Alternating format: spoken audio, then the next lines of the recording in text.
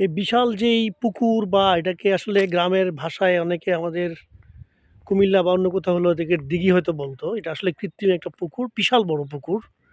এবং পুকুরের ওই যে ওই সাইডটায় যেইগুলো জঙ্গল বা গাছপালা যেগুলো দেখা যাচ্ছে, এগুলো হচ্ছে আমাদের অর্গানিক চিকেনের জন্য করা যে মানে যেটা নাকি আমাদের ডিমের প্রজেক্ট, সেই ডিমের প্রজেক্ট উদ্বোধন করার জন্য আমরা মূলত আজকে এখানে এসেছি।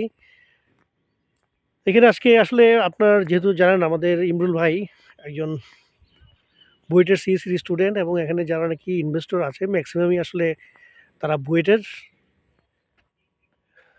বুয়েটের কয়েকজন শিক্ষকও আজকে এখানে আসছেন। বিশাল বড় প্রজেক্ট এটা। এটা আসলে অনেক বড়। এটা প্রায় ৩০০-৪০০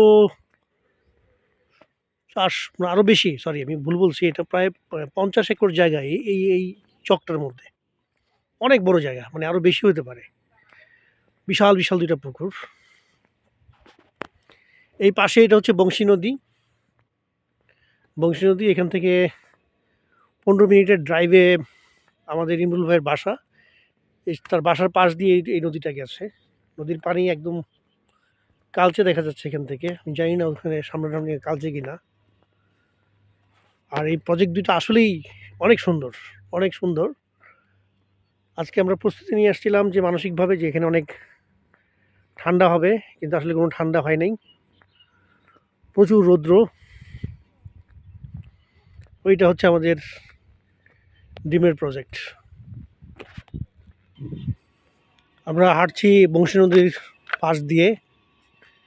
আমাদের এই পাশে হচ্ছে বংশী নদী, যতদূর চোখ যায় শুধু নদী ওদিকে। আর এই পাশে হচ্ছে আমাদের ডিমের যে প্রজেক্ট, সেই ডিমের প্রজেক্ট।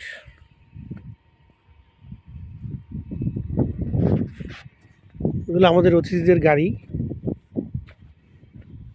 এখানে ছোট্ট একটা রেস্টুরেন্টের মতো আছে, স্ন্যাক্স বার নামে। যদি আপনারা কখনো কেউ আসেন হয়তো এখানে খেতে হতে পারে। এই এলাকাটার নাম হচ্ছে বটতলী। হ্যাঁ, বটতলী কালিয়াকৈর গাজীপুরে পড়ছে আমাদের এই এলাকাটা। এই যে বংশী নদী, আর ওই পারেই আমাদের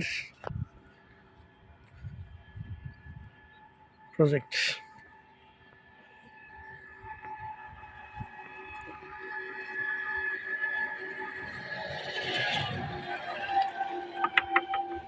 এগুলো আমাদের